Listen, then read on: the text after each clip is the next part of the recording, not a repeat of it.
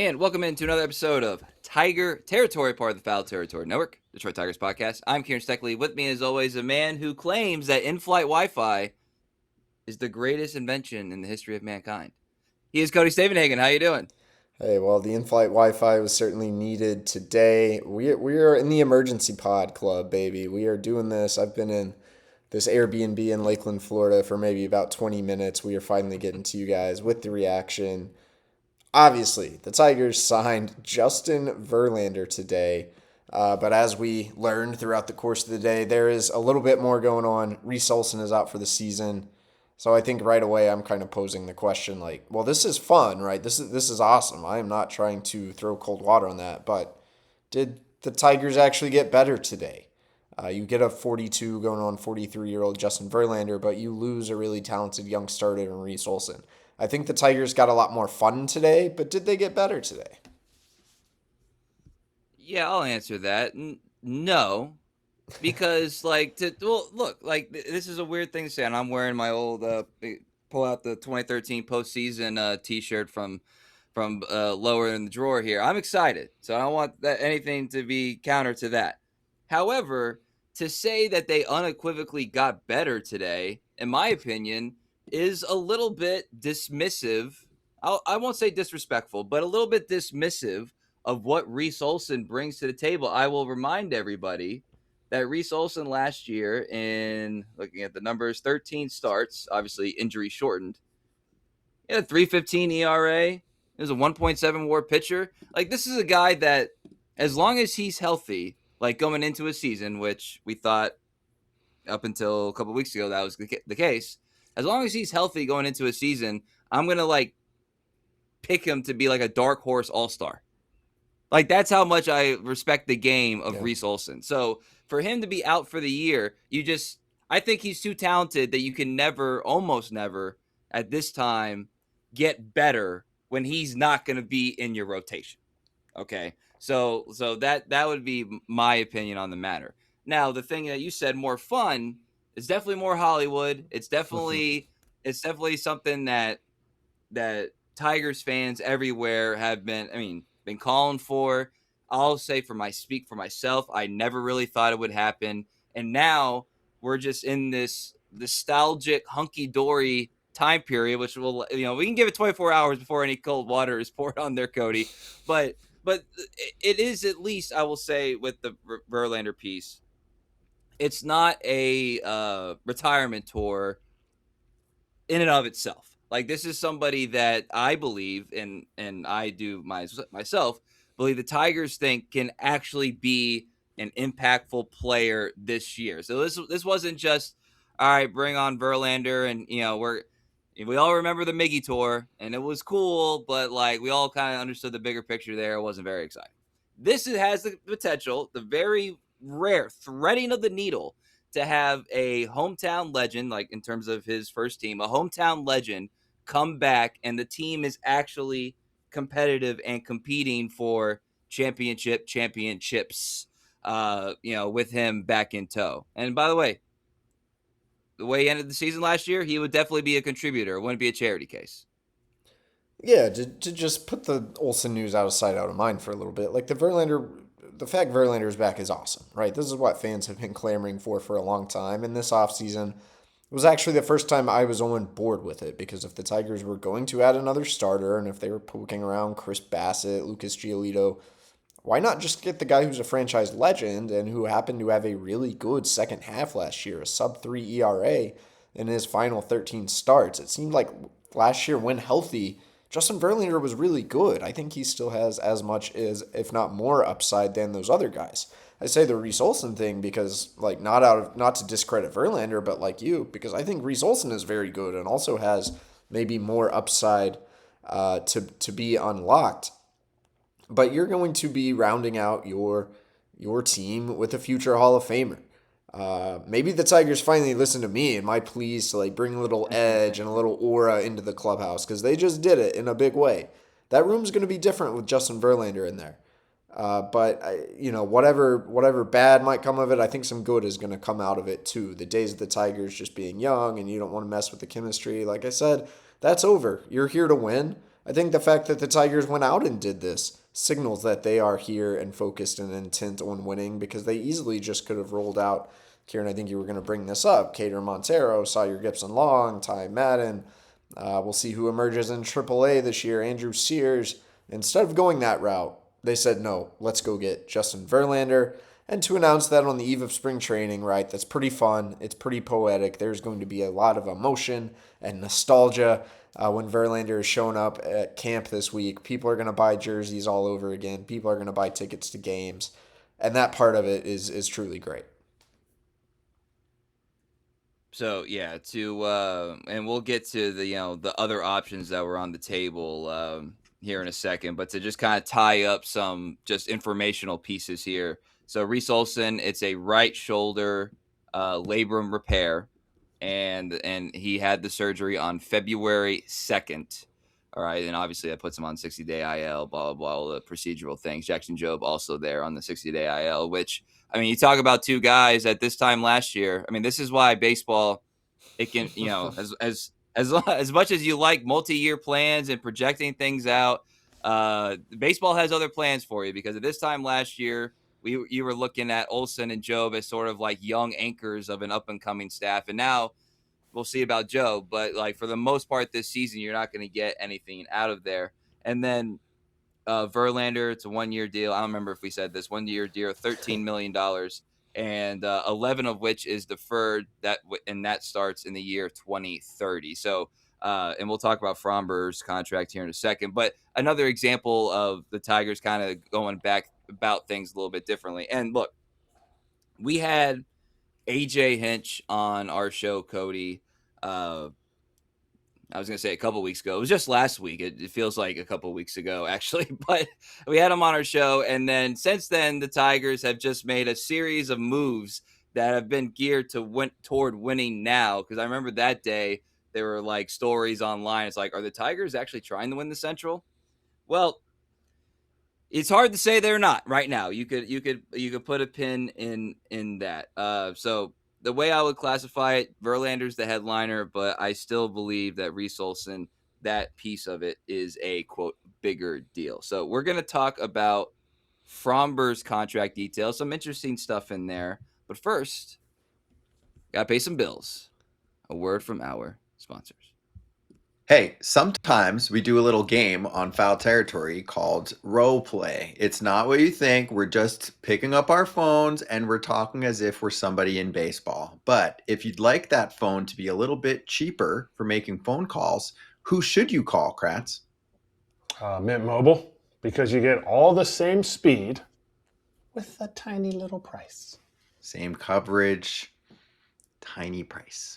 Ready to stop paying more than you have to? New customers can make the switch today, and for a limited time, get unlimited premium wireless for just $15 per month. Switch now at mintmobile.com/territory.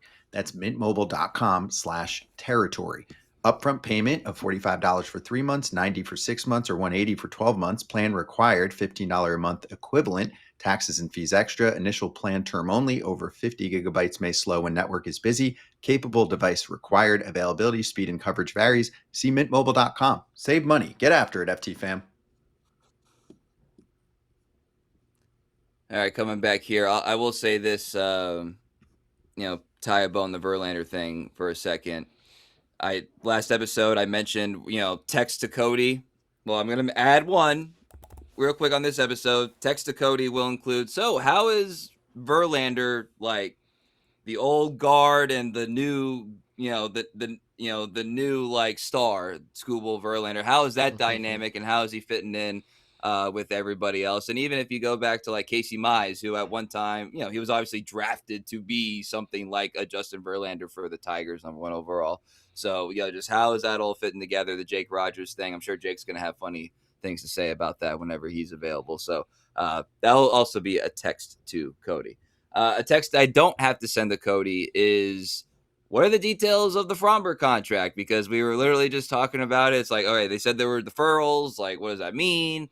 Like, what are the actual numbers? Well, we have it now. So this is coming straight from the Tigers. They have agreed to terms on a 3-year contract, $115 million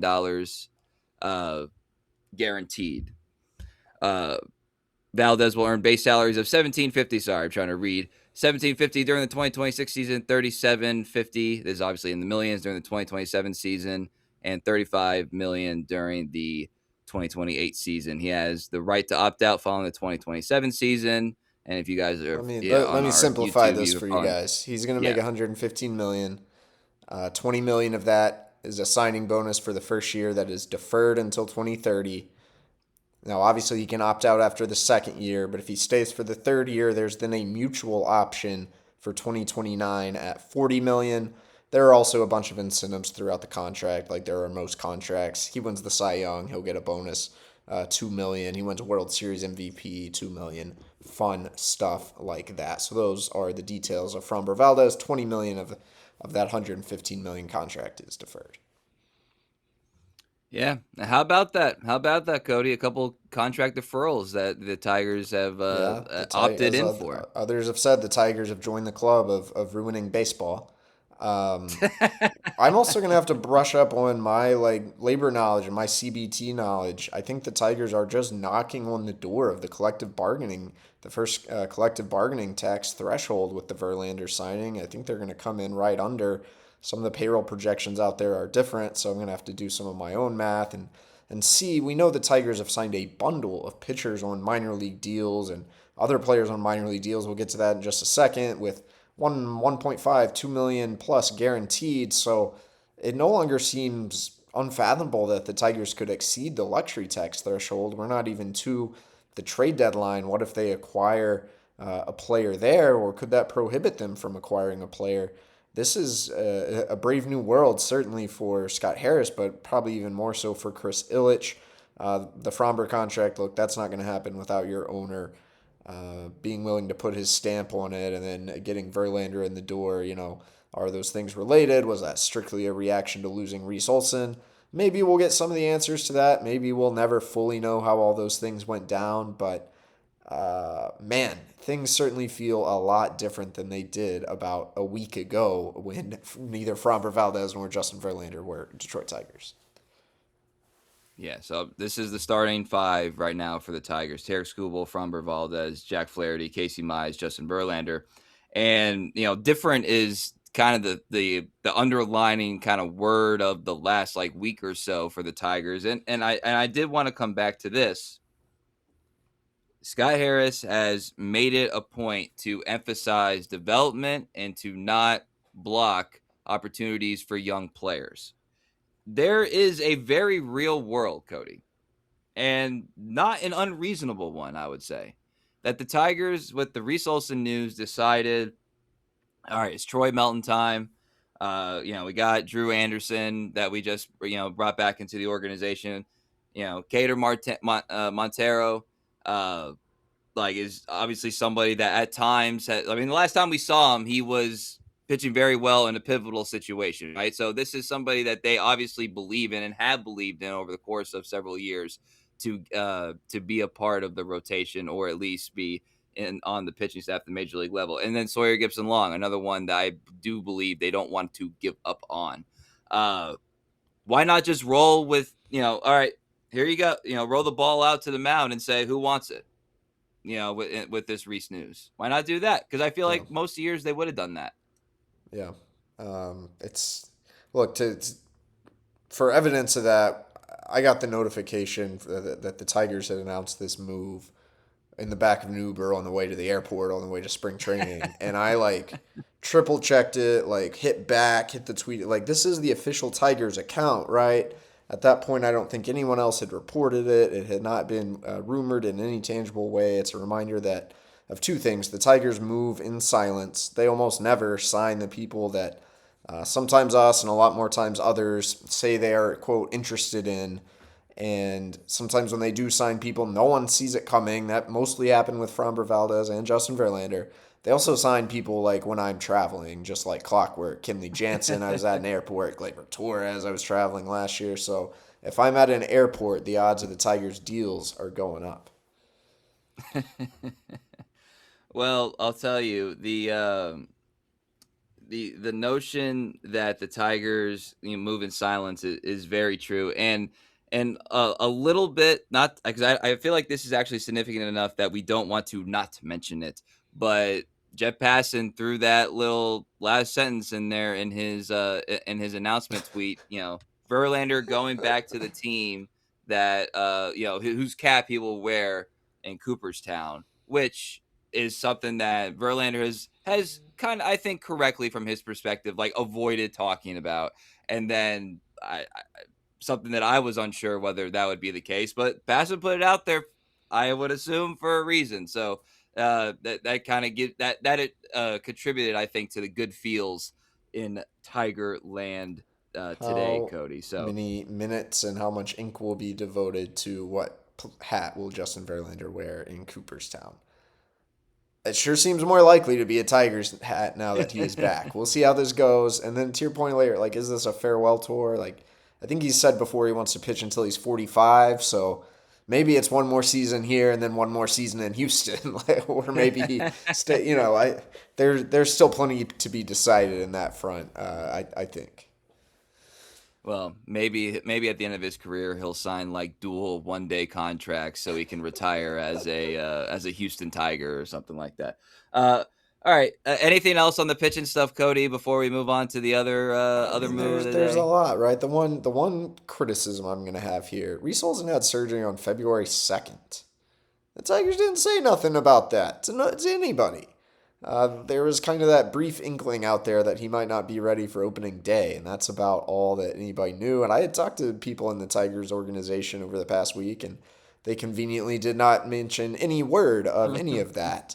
So, like, look, if you're running a team, right, there's a lot to navigate. There are MLB rules, there's HIPAA, there's stuff like that. But my one criticism, like, was it a little disingenuous that people just got to get excited and riled up and buy tickets, and then we're going to save, oh, yeah, by the way, Reese Olsen had surgery 8 days ago and isn't going to pitch until the end. Like, maybe that's just how it has to go down when you're dealing with the league office and HIPAA and stuff, but as a journalist, I don't like how that unfolded. Well, again, chronologically, it was very fascinating. Verlander announced it, and then the deal with Framber, and then the Reese Olson news. Because had we been able to do a podcast immediately after the Verlander news, it would have been outdated 3 hours later. Exactly. So Exactly. sometimes there's So we've are been those like, what does phone this mean calls for to the Reese ticket Olson? office, Oh man, I so will yeah, say though, my first thought when the Verlander thing came up was like, oh, that's probably not good for Reese Olson. Like, given the yeah. inkling that was out there, I was like, okay, this probably answers that question. We didn't know for sure, but that immediately jumped in my mind. And again, I think I say this out of respect for what Reese can do. Like Yeah. this is part of this. This is part of the story of the day. The Verlander thing's awesome for all the right reasons. This sucks for all the same reasons. Just on the other side. So hopefully Reese has a good rehab and he can come back in 2027 and be the pitcher that you and I believe him to be. But for now, it's the Verlander show at the end of that rotation. More intimidating, Justin Verlander or Reese Olson? Well, they got quite different auras. That's what the kids say, right?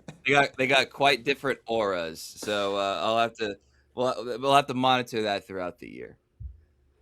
All right, let's go to another move that, look, it's not sexy compared to these other things that we talked about, but the Tigers did make an addition to their organization in the form of one Austin Slater. It's a minor league deal. But if he gets to the majors, there's some financial incentives, financial capital, I should say, involved. $2 million if he's a major league player, and he's a right-handed hitter. He's a right-handed outfielder.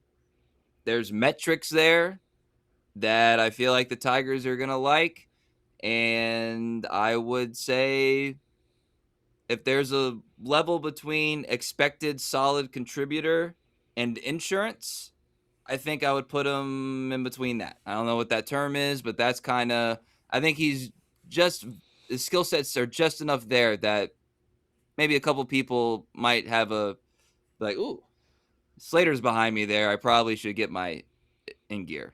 So that's my Yeah, take on I it. don't know if he's going to be like pushing for a job if everyone's healthy, but he's certainly depth and pretty quality depth, right? Austin Slater, not a great player.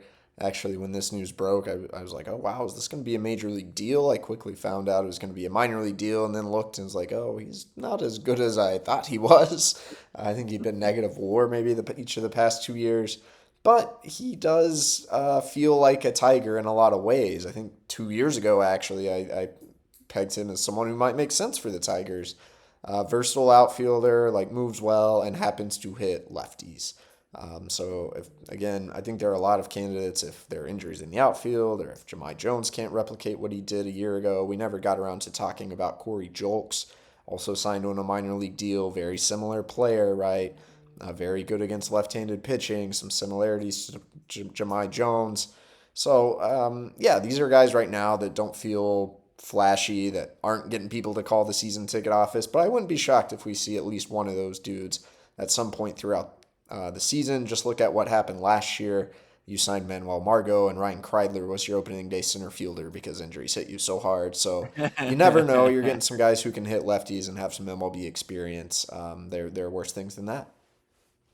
Yeah, when you say hit lefties, what we mean is in his career, 267 batting average with a 787 OPS against lefties. That'll play. Just don't ask him to do a whole lot else, and that can play. Yeah, and look, I'm not going to pretend to have like a huge scouting report on him, but he does profile as somebody who would be more trusted in the field than one Jahmai Jones, right? So that's something that is, I would say, a factor. And then again, if you look at the construction of the Tigers outfield, as much as we say, like, Parker, the potential, what he can do, Kerry Carpenter with the bat, right? Like each one has their own kind of level of concern that things could change pretty quickly out there. Again, Green injury, Carpenter injury, Meadows, like, can he figure it out? Beerling, we don't know. Like, there's a lot of stuff that could be uneasy. So these kind of signings could prove very important. That's all I'm saying. Maybe something we should actually be talking a little more about. What does the outfield actually look like? What happens if one of those scenarios you just laid out comes to fruition? The kind of the makeup, like there could just be a lot of dominoes that fall if there's one injury or if Parker Meadows struggles. I think that's something that the guys upstairs and AJ Hinch are thinking about probably more than has been discussed amongst us or amongst really anyone in kind of the Tigers universe.